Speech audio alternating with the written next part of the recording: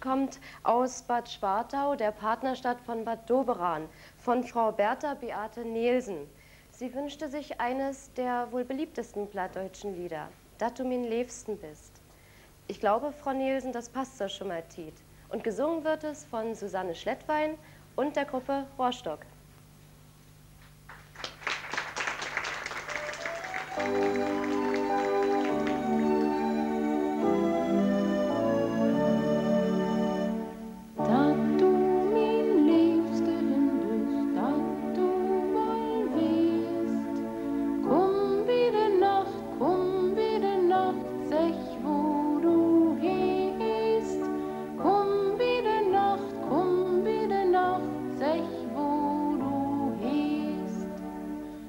Kommst du um Mitternacht, kommst du klock ein, Vater slöpt, Mutter slöpt, ich slop allein.